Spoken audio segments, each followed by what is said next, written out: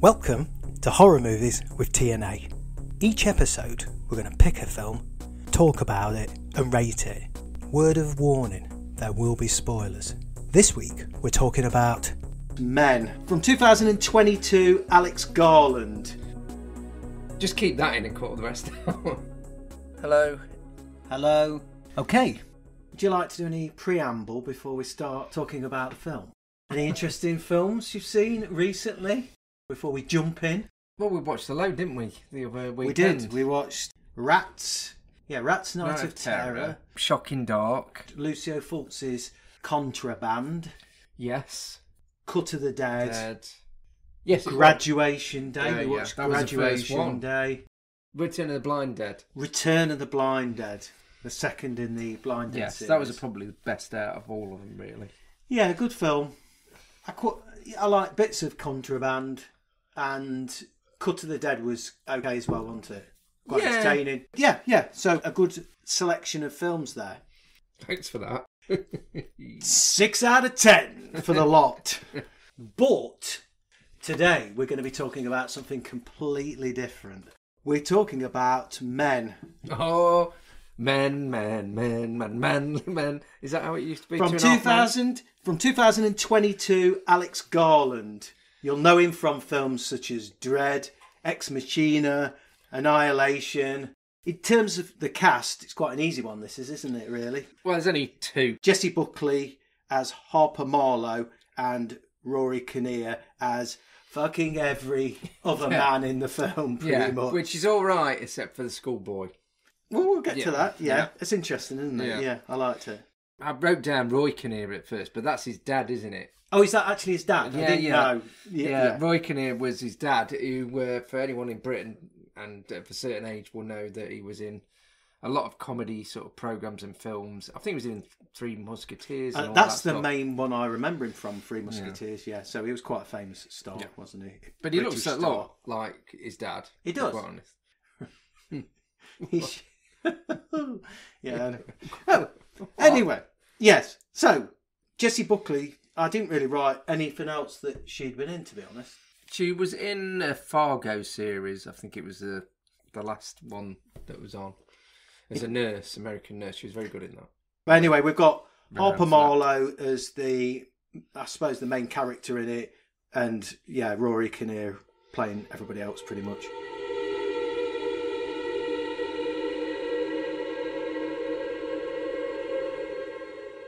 I'll go straight in because it starts with a bit of a flashback where... Yeah, it does that all the way through. So the initial flashback shows, and as you say, it's pieced together throughout the film, James, her husband, falling from an upper balcony as he passes the window as he falls to his death.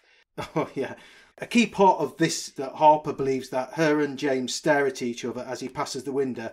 Maybe in her head, when he's fallen, you see the body later on, he's facing the opposite way. But so there's this kind of weird thing. But again, throughout the film, you're not quite sure whether any of this is happening or not, whether it's in her head, and that kind of plays out throughout the film. And it's down to you to decide, really. But there's a hell of a lot. Yeah, there's a lot for you to interpret, or not if you can't be asked. It's up to you, really. Yeah, it's whether you've got the energy. Really. It's chocked full of metaphor and symbolism. As always, I will be going at this as though, in terms of how much it entertained me. And less about, what it's trying to say. What it meant. Yeah. Yes. Yeah. No, but I always do that as well. But, we'll get to that. We'll get to that. We'll get into all that shit later. Love Song by Leslie Duncan is the music that accompanies the film at the start. I didn't know whether there was some relevance to that. Because then it has the same song being sung by Elton John at the end. So you've got Leslie Duncan at the beginning, a woman singing Love Song, which isn't a song I've ever heard of before. No. And then at the end, you've got Elton John singing it. What does that mean? What does that tell you? Well, he just says one thing at the end, doesn't he? Yes. I'm jumping. The final sentence, yeah. Anyway, so I thought I'd mention that. Yeah. Yeah, smashing. Well, again, as usual, I have the subtitles on, so when the music's playing, it tells you the song and who sang it, so you can't see that. That do my nutted. Yeah, well, what does your fucking nutted? Well, it's true. So we start the film, English countryside. Looks very nice. Harper's booked herself into a countryside mansion. It fucking is. It's a massive place. Well, isn't it? yeah, it's a really nice old house. The house is massive, but the actual Grounds. it's not a massive ground. No, which probably works for what the film is, because it's mainly set just there anyway. She's booked herself in there to get away after this tragic incident. When she arrives, the first thing she does is take an apple from the nearby tree and has a bite, which is a little bit cheeky. But again, it's metaphor and things, but cheeky bastard. So anyway, let's meet Jeffrey. Oh, Jeffrey. Rory Kinear is good in most of the roles. He's quite entertaining. I mean, he's even quite good as the kid, which I know I mentioned it. It's because the effect is jarring. I mean, it's like the bit in Cats, really. You've applied a face to something that doesn't fit, and even as good as it looks, it's still not good enough. Yeah, it's a young boy with a painfully big face, isn't it? He's got a big old face. Big Rory Kinnear face. Later, we'll talk about that. That's great, yes. Anyway, Jeffrey's... a what posh would you call idiot. It? A posh... Yeah, I suppose you call it. Twit. A posh twit. He says at one point, M4, dreadful chore. That's why I like that. He seems a pleasant chap, as he's kind of like almost the housekeeper, so he takes her on a tour of everything in the place where she's going to be staying. Yeah. And that's really the initial scenes where he's just taking her for a look round. Yeah, I mean, it mentions about her eating one of the apples. Yeah, every so often the men that she encounters will kind of challenge her and say things, which is a bit... Yeah, and then they're joking about it, or they're not sometimes. There's like a sinister undertone to it when they stop what they're talking about and challenge her over something. Yeah. But we've got a scene where Harper's on a phone with Riley, and they're making fun of Jeffrey. So you get this feeling that she's not that nice a person, really. I got that feeling. It was trying to imply she wasn't. Yeah. And I was trying to work out how I recognised the woman on the other end of the phone, and she's from a TV programme called Glow, which was about women wrestlers in the 80s. Glamorous. She was the one that didn't talk and liked to dress up as a Ladies wolf. of Wrestling, wasn't it? Based on the actual... She was the one that used to dress up as a wolf. So I knew her from somewhere. The reason I mentioned the scene where she's talking to her on the phone, the reception seems poor, and a yelling face seems to cut in on her phone. It jolts and it shows her face and then cuts out like again. Only very briefly, so that was quite interesting. And also, this seems to hark back to the fact that her and James, her husband, were arguing over a phone prior to his leap, but maybe, again, I'm interpreting far too much into that. But again, there's a bit with the phone. There's always, anyway. I mean, there's links, and right at the end it does a link, which then you go, that's a bit too obvious now. But the main thing he says is they're like having a real proper argument, which I thought was a good scene. But then he just says, I'll kill myself if you leave me. Yeah. Which kind of really then tells you, oh shit. Yes. That'll be why he jumped off the building that they live in, the flat above or whatever. Yeah, and he was kind of holding that over, and again, you can kind of see it was a strained relationship, and I've actually was a bit of a tit. Good acting. So I'm sure they'll be when they listen to this, I'm sure they'll both be happy with that. Yeah, good acting, yeah. Yeah, because it was proper screaming at each other, and we've all had arguments like that, haven't we? I mean, this is when it cuts back again to one of the first flashbacks where the scene is played out a little bit more, where they're arguing on this build-up to him. Whether he's thrown himself off the balcony or he's fallen, we never really find out. So that's left a bit open-ended anyway. Harper goes out for a walk along the disused railway line.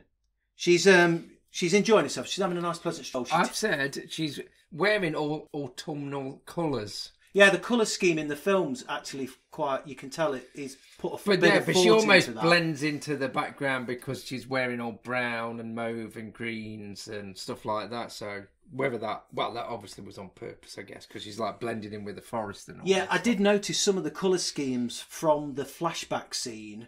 When James appears at the end of the film, he uses the same colour scheme when he appears as well. So there is some intentional... Yeah, it's orange, very bright, sort of orangey sort of colours into it later on. Harper's trying to relax because she takes simple pleasure by being caught out in the rain. You can tell she's enjoying herself. Yeah, that was crap. He smiles when he goes, it's just started to rain and she ain't got any a hood or umbrella. Have you ever done that? Somebody's appreciating life. Get fucked. Well, go on. I kind of get what he was doing. It just felt a bit out of all the... Well, I was going to say faults. The old film's a bit weird, but out of everything else, which, like I said, before was really good acting, it was realistic. That, where she sort of smiles to herself under a tree. Yeah. Under a tree because it started raining. I don't think anyone in reality has ever done that. You need to take some enjoyment out of simple things in life. Oh, well, this is what I do. This is my enjoyment. She comes upon a tunnel. This is a quite heavy-handed metaphor, I think. She's trying to make her way through this tunnel. I don't think echoes work like that, you know, where you say something and it repeats it. But I think that must be intentional. This bit, I did think, well, it's going on a bit. But then I thought, well, I know what this film's going to be now, then. Yeah. It's just going to be weird, long bits. Like I say, before I watched it, and I said to you, I'd heard it was very divisive in terms of you'll either like it or you'll hate it. For most people, again, there are people that can judge it without being idiots. But you know what I mean? So I kind of get that. It's definitely a horror film, though. It is definitely a horror film. Yeah, it's if you're expecting bloody Friday the 13th, you're not going to get that with this bastard, that's for sure. No, it's not. Anyway, I'm getting into reviewing, but you know what I mean? Well, it's shocking bits, but they're not done for cheap. No. It's not cheap thrills for this bad boy. No, but the point is, with this scene, it's going, and it starts echoing back and even making... Yeah. So and it becomes part of the music later on as well. She joins in with the echoes and she kind of like overlays it. Yeah. But you hear that later on in the music as well. I really like the music. There was some kind of operatic bits and these bits were really nice. Anyway, so she's out for a walk. She comes to a tunnel and again, it's heavy with metaphor and she kind of goes into the tunnel. I thought you were going to say it was heavy metal. It's heavy metal metaphor. Heavy metal metaphor. Long tunnel. See, it looks really good. And she's playing with the echoes. Yeah. There's a bit, I don't know whether, I think it just goes quiet for a bit. And it's just pure pitch black because she covers over the hole at the end. Yeah, the light. And then it starts to zoom in. So all you can see is her and total blackness all around her, which I thought was quite good. You couldn't even see the tunnel outside anymore. The light at the end of the tunnel was blocked out by Harper, yes. But ultimately, in the distance at the far end of the tunnel, so she never manages to make her way through the tunnel completely, and then we have this blurred out of focus figure that suddenly stands up, which I thought was quite nicely done, which then comes into focus, and that person seems to start walking towards her in the distance, which makes her very tense and nervous. He starts legging it though. Yeah, and then he starts to run, which obviously makes her panic, and she retreads her steps back along the disused railway line. Not very well, though, because you forget that she went down a bit. Yes, there was a steep bank and incline that she misses and she ends up at a place. And so she's kind of lost her way a little bit. And she knows she's bricked up tunnel. Yes, the other end is a bricked up tunnel. What does that mean? I don't know. So, again, she kind of has to clamber up the embankment because she's gone the wrong way. So we're about 25 minutes in now where she kind of makes her way up onto the top and she finds some disused buildings which we think might be a little bit ominous, but there's nothing really to them. She passes them and gets onto an open field. She makes her way into an open field. And this is the first time we get to see Rory's glory. I was thinking, did he have stunt body? But probably not. No, I don't think so. I think he went in. He went in for it. I guess there's a lot of fucking later on. He has to do some weird shit. Yeah, so Rory Kinear. Having your cock and balls out is not going to be his biggest problem. This is Rory Kinear playing the role of the Green Man in his early stages. And basically, just we see him in his plums and plonker, Rory's glory. Well, she's taking a photo of some buildings, isn't she? Oh, it's quite nice, yeah, because then he's just standing there. We kind of see the view through the camera, and all of a sudden... Tell us a story, Rory. So we later on learn this is the Green Man, but essentially he's kind of stood and he starts to approach her, but she obviously is panicked. But I did quite like that when she's taking the photo and suddenly he comes into focus and then she says, oh, shit. Oh, dear. Well, she goes... Fuck! So shocked, she runs. This is where the eerie kind of operatic music comes in, which is really good. She legs it.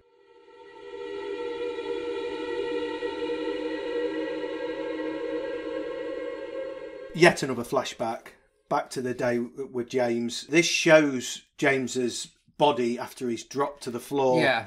pretty gruesome, actually. Fucking hell, yeah. Because it's the railings, he's kind of fallen on a railing which has gone through his arm, his ankle has snapped. But yeah, the main thing to note here, because it's important later on, and a bit heavy-handed, but the pun's poor, by the way. But yeah, it splits his arm the injuries are replicated with the men later on. So he's bashed his leg and his ankle's the wrong way around. And the railing, as he's landed, has split his arm from elbow to fingers to hand, into two. Yes, quite a gruesome flashback. But I didn't get that at first when the letterbox bit happened. I just thought, what the fuck's going on here? And yeah, it only occurred to me later on when it's more and more evident that every single man in the film has got the same injury. Next day, Harper is on a business call and a call with her friend Riley again because she's promised to take her on a bit of a phone-based tour of the house. In the background, we can see that the naked man has returned. We get a closer look at him. Cock and balls. Yeah, but then it does cover a bit. To be honest, this bit did make me laugh. I mean, maybe it was meant to as well because he's sort of just peering in. He's not doing anything. He's almost aimlessly wandering around the garden, but he's in the daylight in the background as she's on business calls and she's on the phone with her friend, and we watch him as he wanders around in the background. But he's not trying to get in. No, he's making no attempt to get to her, and she's completely oblivious to it, so it is quite a good scene. Yeah. He seems to be getting more and more scarred as well, we notice, which again, he's changing throughout the film. Yeah. She eventually spots him and obviously panics, and then she notices that the front door is open and quickly locks it, and the green man sticks his arm through the letterbox, which again happens later in the film.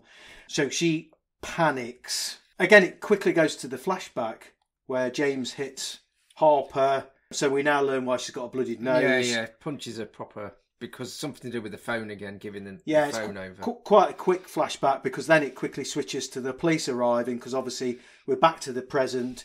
Harper's rang the police and they arrive to arrest the naked dude and cart him away. And we get, and I don't really know, we get images in the church of the Green Man and the Sheila Nagig, which I didn't know anything about, but apparently this is a kind of the woman symbol with the enlarged. Well, I looked it up. A large vulva. There's the Sheila Nagig apparently. But I recognise the Green Man because I lived down the road from a pub called the Green Man. Yes, and it has that. It's like if you've seen the Wicker Man, you'd know. But let's say but it's like a sun face, but it's made of leaves. So yes. It's like a sort of like that kind of thing, and it's smiling. I think it's always smiling. So anyway, we're seeing this Sheila Nagig and Green Man because Harper's about 40 minutes in is visiting the church. Yeah, and these are the altar bit. On the font. Yeah, the carvings on the font. Yeah. We have a bit where she's just sat down in the church and she's sat shrieking. Obviously, just the whole thing's... She's trying to release everything. We see in the distance the vicar approaches but then leaves her to herself and kind of retreats. Yeah, and you can't see... He's in the background, so you can't see who he is at that point. But when you see the vicar, you definitely know... something weird's going off with Rory playing all the bleeding parts.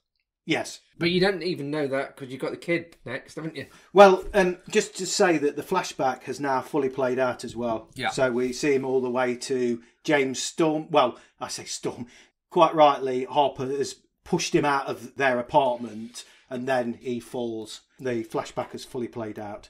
As she sits and shrieks, and then outside the church when she leaves... She meets a boy wearing I put a kind of Alice Sweet Alice mask of a woman's face. Yeah, true. And the young boy, I don't know what age he's meant to be, lifts it to reveal CGI Kinear face. Yeah, this is the one bit that doesn't work for me, really. I think it was always going to struggle to work. I don't know why they didn't need to... I think it was always going to be the bit that was going to be the hardest to pull off, wasn't it, really? The character of the kid is it's probably they didn't need to bother. They could have had the vicar, I have to say, policeman. He's there. He's even in the pub and all the other stuff. I have to say, the boy is probably the most menacing character in the film. A little bit the way he interacts with her. But yeah, I don't know.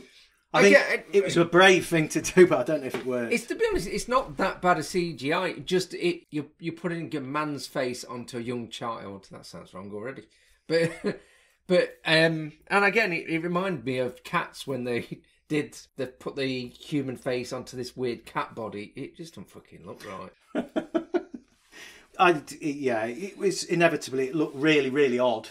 I was fine with it, really. He says to Harper, "Do you want to play hide and seek?" And then when the vicar turns up to almost defend her, he says, "Why don't you fuck off?" Which I thought was good. Which was good, yeah. Yeah. The vicar kind of challenges him and he wanders off. And when he wanders off, he mutters under his breath, "Stupid bitch," to Harper. So he's a little shit. Yeah. Kids, eh? Yeah. Especially with Rory Kinnear's face. The vicar. Oh, yes, the vicar chap. This is the most awkward bit, because I didn't know what was going to happen, really. Uncomfortable. He's the most horrible soothing out of all of them. Yes, he's soothing. And later on, he becomes the biggest. Oh, yeah. I don't know what that says about, I can say, the most church. menacing, horrible one out of all the Rory Kinnears is the vicar. He says to her, "You're tormented. Haunted," all the way through, and especially when he puts his hand on her knee. Although she doesn't do anything, does she? No, but at the time he's kind of reassuring her, so I think she's just going with the flow of being reassured by a vicar. I put there's an undercurrent of randiness to this vicar throughout. I mean, he says to her, after they've talked through it, it turns slightly because he says, "You must wonder why you drove him to do it." And then he says, "Men do strike women sometimes." That's what I wrote down. I just put, "Men do strike women." I've written, "Fuck off." And she says to the vicar, "Fuck off." Exactly. Yeah. Because it's just everyone's reaction. Fuck off. And actually, as she storms away, quite rightly, there's a lingering shot of him sat stroking his bench. Which I thought was he's gently stroking his bench. I remember that bit. Yes. Then the camera dives into the dead eye socket of a deer. Again, I didn't know if there was some metaphor, because then it rises back out of the dead deer's eye socket after it was even more... That bit made me think of, well, a few films, but for some reason I was thinking Beyond the Black Rainbow, sort of kind of weird, diving into blackness and going all fucking crazy shit. I don't know why.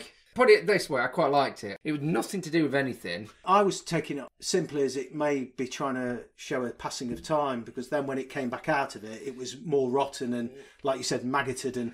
But I think there was more it was trying to say with that. If you're shoving a camera into a dead deer's eye socket, there must be more to it, otherwise why bother?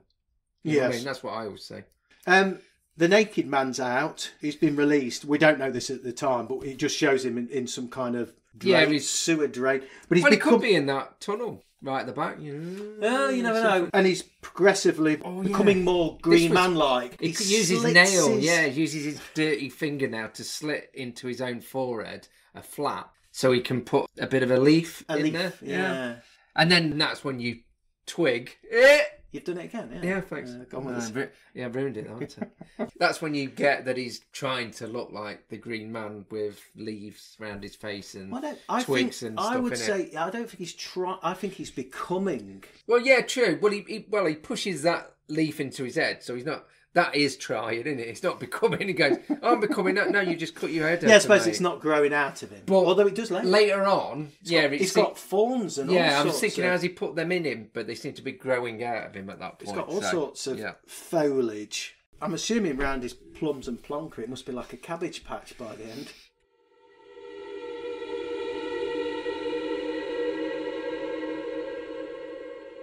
We're at the pub.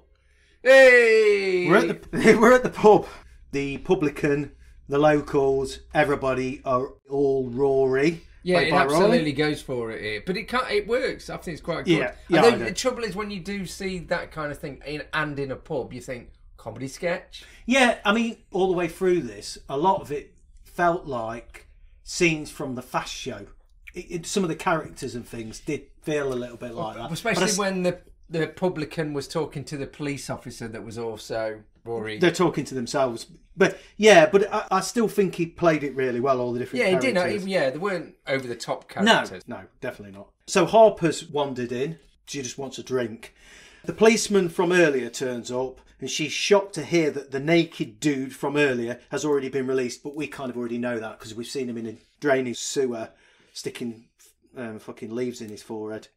She storms out and gets spooked and runs back to her accommodation. I think she sees the green man wandering around or somebody in the churchyard. She wanders out in the dark. So she's starting to get more and more stressed. And she talks to Riley, her friend, on the phone, who agrees to travel to her to keep her company. She texts her the postcode, HL8 93XR. I did have a look. I don't know where it was. I can't remember now. But they keep not getting reception. It keeps cutting out every time she tries to give her the postcode. And then somebody texts back saying, I already know where you are, in uppercase, threatening, so she knows something's not quite right. Yeah. Because that's not a stupid bitch at one point as well, which can't be a mate. Yes, exactly. No? So she's getting threatening messages on her phone. And bearing in mind, that's what the young boy in the graveyard had said to her, you stupid bitch. Yep. So again, she's kind of very nervous about that. She looks out of the window and she sees PC Kinear standing, staring. And when she steps out of the house to ask what he is doing, he just stands there and stares and doesn't answer back. She even says at one point, why aren't you replying? And he still continues to stand and stare. The lights outside, which are like security lights, keep flickering on and off. Yeah. And they cut out. And when they come on again, he's gone. And all the apples in slow motion fall from the tree. Again, I think it's probably meant to be some kind of metaphor. No, but it looked quite good, yeah. And then the bit I liked, all the lights cut out. One of the locals from the pub runs towards her. She can already hear the footsteps, and then she turns, and he's running across the garden towards her, which I thought was really good. He was a menacing local. Yes, and I thought that was quite a tense bit, really, because she then ran back into the house. Yeah, shuts her door and that. Shits herself. So she locks herself in, and then we have a time shift almost, like a play. We have like a time shift where it goes straight from night to day. Actually, it goes back to night again. I don't know if you noticed. When she hides in the house, all of a sudden, it's gone to day again. I didn't think it was meant to be suggesting she'd been hiding away for ages. I think, because again, later on, it goes back to night straight away as well. It's a weird time shift on that. I missed that. Yeah. She grabs a knife and something crashes through the window, which panics her. And then Jeffrey rocks up. And it turns out it's a bird, but we know it kind of wasn't a bird because somebody was dragging a chair or something. Yeah, so we know that's not true. But when Jeffrey goes and looks, it appears to be a bird that's flown through the window. We learn a little bit more about Jeffrey as well, because she's very panicked, saying there's people outside. And Jeffrey steels himself and says, you have precisely the qualities of a failed military man. That's what he says his dad used to say to him. So he's trying to... But you do think he's saying it to her for some reason, and then... Yeah. She goes, what? You're about? And goes, oh, it's what my dad used to say to me. And you go, or whatever. Yeah, at one point you think he's saying that directly at her, but actually he's telling the story of that's how his dad used to call him a coward almost. So he's going to go out and investigate what's happening. But yeah, when he goes out, then the lights go out and then he just disappears. He's gone. And the green man is before us. Bedaubed in leaves and thorns, covered in shit. It looks really good. Obviously still completely naked. There's quite a nice bit where it goes into slow motion and then he blows the dandelions into Harper's face. Yeah, and she inhales one of the seeds from it that floats into her mouth. And also you do see a dandelion while she's in the woods earlier on, just floating around. Oh. That's sort of just that's in focus when she isn't. Oh yeah. It's dandelion anyway. Yeah, it blows it in her face. A lot of this scene plays out in slow motion now. Yeah. She runs back in the house, closes the door. The green man reaches through the letterbox. She reaches to hold his hand and he grabs her. So she stabs him through the arm. And as the green man withdraws his arm, he ends up sustaining the same injury that James did when he fell. It's all the way through his arm. Yeah. He can't get it back through the letterbox. And as he withdraws his arm, it slices through his arm all the way up to the hand. Yeah, between his... Is that the index finger? I don't know. Your middle finger and your other two. It splits between those two. Your wedding ring finger and right down there. Yeah, because it's left hand and tip. I wish it hadn't gone all the way through. I wish it had have cut to showing the floor and the knife dropping into the floor to suggest it had gone all the way through, and they didn't do that. And I need to have a word with Alex Garland because I think he's missed a trick there. Yeah. Arm through letterbox, knife through arm. Gruesome. Harper's in the house. Oh, she encounters the boy who says, "Do you want to play hide and seek?" in a threatening way. So she runs away. And then she shuts the door and then she counts slowly, doesn't she? Yes. Which is a bit weird. So she's like playing anyway, even though she's scared. Yeah. The vicar turns up. He's being filthy and randy. Yeah, this is like the most uncomfortable bit of the whole film because you don't really know where it's going to go. And he's got a split arm that he puts around her throat. Yeah. Lays his split That's arm very on good, her shoulders. very, very good effects for that, actually. That's a good bit of CGI. Well, he's just being filthy and randy, isn't he? Yeah, well, he mentions about her... Is it... I can't remember. Is it slit or... It's not very nice, anyway. He keeps implying that it's all her fault again, and he can't control himself. Yeah, there's a lot of... Yeah. Read it. And then she stabs him... Right in the gut. Yeah, and he makes a noise like he has shot his load, to be quite honest, doesn't he? Because he goes, "Oh!" Yeah, he's in ecstasy almost, so he's horrible. And then there's echoey, quite good music as she, in slow-mo, barrels out of the house. Yeah, and it repeats that running off a few times. Yeah. But then there's, like I said, there's one flashback where it shows it up running all the way out of the house, but then there's another one where it just stops and she just, like, I think she drops the knife. So it shows a different version of her running out of the house. She quite good in the way it's saying, what is the truth of, did she run out? Did she walk out? We don't know. I don't know. To be honest, the end of the film, which we're at the moment, you don't know what the fuck's going on. No. And that's okay. I mean, it gets crazy.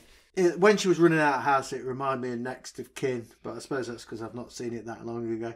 She jumps in the car and drives off, and she runs over Jeffrey, who then walks up and drags her out of the car by her hair. Yeah, and then just drives off, and I thought, okay. But he does come back, doesn't he? Well, once she's been dragged out of the car, he jumps in and drives off, and then it has this scene where she kind of stands and looks up at the vast sky, which I thought looked really nice. Yeah, true. And then in the darkness, we can see Jeffrey in the car approaching again as he comes back to try and mow her down.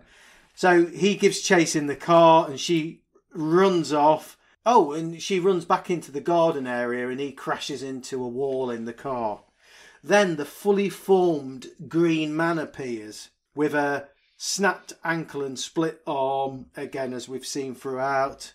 And now it gets fucking weird. Yeah, slightly weird, isn't it?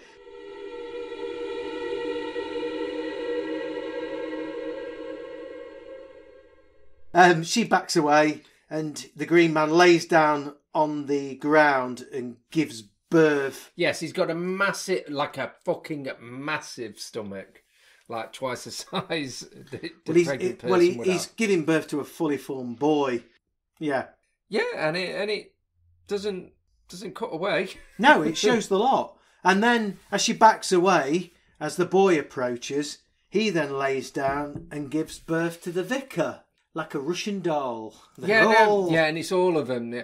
But then there's like a split at the back of the vicar's neck. The vicar. Well, and again, somebody would have to educate me. I didn't know if there was any kind of reason why the vicar gives birth to Jeffrey out of his back. I didn't know why it changed then to him coming out of his back. Maybe it was a homage to demons. Oh, yeah, well, yeah. And we all know demons came out the back for no fucking reason. Yeah, so maybe it's a homage to demons. Well, I'll go with that. Good film. And then... Good film. Jeffrey, who's just come out the vicar's back, gives birth out of his mouth. A pair of feet. Oh yeah, feet come out first, don't they? Jeez. Is it? Is that breech? Well, I don't know what the fuck it. But they're like he's standing up and they properly like come in flopping out. Well, they're like that as well. I don't know how. Anyway, very impressive effects as well. Yeah, really good. No, really, really good to be honest. Because it didn't look like it wasn't happening. So I thought it was really good. They look quite practical, but obviously they fucking weren't. Yeah. Anyway, this is James. So this is... Yes, this is a husband. ex-husband. Yes. Full with split arm and snapped ankle. And he's been birthed by Jeffrey. So now everyone understands why there's a split in his arm and why there's a snap ankle, because that's how Jeffrey was found when he jumped or pushed or fell. Oh, pushed. Well, I thought there was going to be another flashback where she just goes, get out, and then she runs after him and lobs him off the... Well, no, she just had a fucking knock. But, yes. Yeah, and he just sort of... So Harper and James sit down, finally, on the couch, and Harper says to James, what is it that you want from me? And James says, your love. And with that, Men appears on the screen.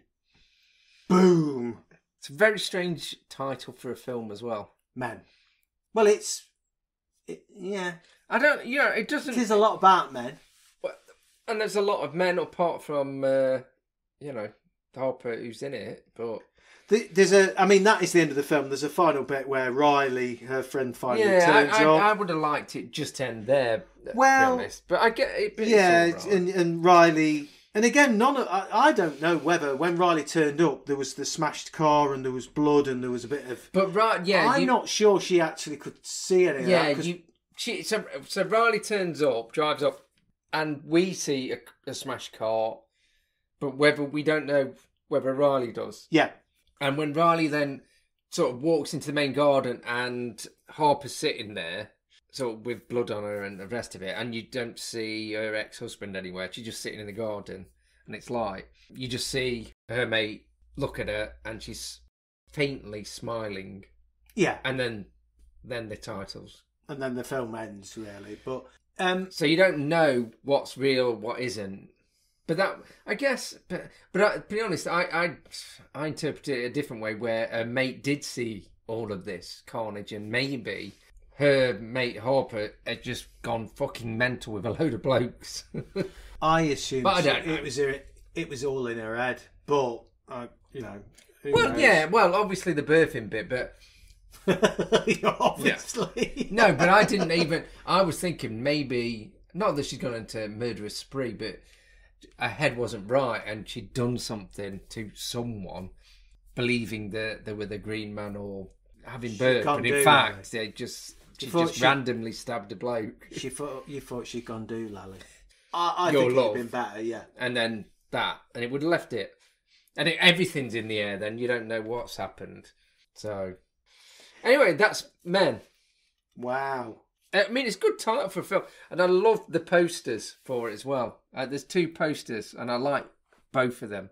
One's more sort of artistic. There's one of the tunnel. She's in it, I believe, from what I remember. But it's like got branches and that. So you see like the reflection in the water underneath, but it kind of looks like a skull. So it's like scary. And then the other one, which I like even better, it's just got Jeffrey's sort of face at the doorway, and he's just smiling, really, but it's got big red letters that says Men over the top of his face. So it makes it look like it's menacing or something's not quite right. It's not quite right. But, yeah. Men. That's Men for you. Bloody Men. Yeah. Toxic masculinity, apparently. I thought he was going to say Toxic Avenger then. Well, that's... I mean, there are parallels. Yeah. It's a criticism of Toxic Avenger 2. Not the first one. Everybody's fine with that. Oh, yeah. The second one. The second one, bollocks. Yes. Where were they heading with that? So that's it. Toxic Avenger 2. Go on. With my review. Let's review the film. Mark it out of 10. Not get to the point. Let's review the film.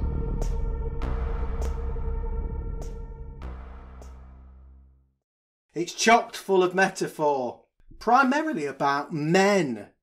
Most of this film is lost on me. But you know what? Are you reading this from the book? You can just say. I don't know what I wrote. Well, most of it's lost on me. I don't know if explaining all the metaphors and symbolism actually improves it or not. No. It improves the experience anyway. I think generally the whole thing's about PTSD. I took it that it's all in her head, and she's finding a way to love him, not hate him. But fuck knows or cares. But it's good to see a healthy set of conkers. There you go. He's a green man. Yeah, well, Rory's Kinear's very good in it. Yeah. And she is. She's really good as well. amazing in it as well. I think it looked good and it sounded good. Aside from all the metaphor and what he's trying to say, which I think that's the main bit of it. I shouldn't probably strip that out. I quite enjoyed it. I thought it was good. I don't know if I'd watch it again though, necessarily. I don't think it would require repeated viewing. I probably would watch it again. But would you go, oh, you want to watch this? Yeah, I know. No, I don't think you would. Yeah, I thought it was interesting. I thought it looked good, sounded good. So I gave it 6.5. No, 6.5. Because I think for me, there's films I want to revisit lots and lots of times. But for this, I've watched it. I enjoyed it for that hour and a half, or I don't know how long the film was. Yeah, it's about an hour 40. But I wouldn't ever go back, and it had some memorable bits. But 6.5, at a push, maybe 7. But I think 6.5. I'm going to stick with 6.5, and that's me. Okay, that's my review. Okay, well, I'll give it 7. Okay, and I was pushing for 7.5, 8, because I always like a good what the fuck ending. To be honest, John Carpenter used to do it with all his endings, I've realised. Every ending he ever did was go, I'm not going to tell you how this ends, like The Thing or Halloween. Well, maybe The Fog kind of gave it away by chopping the priest head off. I think The Fog was more of a conventional shock ending kind of thing. Yeah. But most of it is that sort of end where you don't know quite, is it nice or not? Anyway. No, by the way, this is not really comparable. I think John Carpenter's more straightforward. Yeah, I mean, you pick it randomly, haven't you? I know. Yeah, just because I really like John Carpenter films. No, but I give it 7, but it was like, I wasn't going to give it lower than 7, but I was thinking, should I give it higher? Like I've said all the way along, I like a film that does something different. And, I mean, okay, this is not totally different. There are films that like it that are very strange. But for an horror film, it's trying something different. But it looks really nice, like you said. I don't remember the music as well, to be quite honest. The acting was amazing, though. A24, who did this, so there's lots of arguments about A24 and, like, Blue Mouse, because they're, like, opposite ends of the spectrum a bit. A24 did Hereditary, Midsummer, Witch, Lighthouse, and this. It is more of that cerebral type of thinking horror. But then at the other end, you get Don't Breathe, Halloween, the remakes and all that. I forget all the other ones as well. Toxic Avenger. But I like both. But you just, if you're... What you're in the mood for, isn't it? Yeah, if you're a proper horror connoisseur like we is... You want everything. Yeah, you want the whole spectrum. You open your mind and you go with it. Yeah. So, yeah, I give it a 7, but it was edging to an 8 because it was trying something different that I hadn't seen. That, like you say, am I entertained by it fully? The longer bits, I think if I watched it again, I'd be going, I'm just waiting for the bit that I know is coming up that's different. I don't think this film works for repeated viewings like a conventional horror film. But that initial watch of it was fine. I enjoyed it. The only other thing is, it is a horror film, but there's not a lot of suspense, and it isn't that scary. It's few bits. There's a few bits, and then there's bits that shock you in terms of, this is a bit odd. Yeah. It's oddness, I think, that does it more than anything else. It's the weirdness and unusual way it's sort of filmed. And, like I say, if you weren't expecting the birthing bit at the end, fuck me. But, having said that, when you see the first birth and then it does it another 3 times... I got what he was trying to do, saying, well, I'm going to birth all the people you've seen. I didn't think you needed all of it to be seen. What was it exactly trying to say? Oh, fuck knows. Well, like you say, I think it's just her trauma of what happened and... Fuck you. What do you think about that, then? So, I give it 6.5, you give it 7, maybe pushing on 7.5, maybe. Yeah, maybe. Well, I think it's a reasonable film. You should watch it. It's interesting. Just, it's not going to go in your top 10, I don't think. But, I think... it's different, and that's okay. So there you go. That's Men 2022. Thanks for listening. Have a nice week, cheeky chopsters. Yeah, have a Have a great working week. Walking off. Okay. Cheers, bye. Goodbye.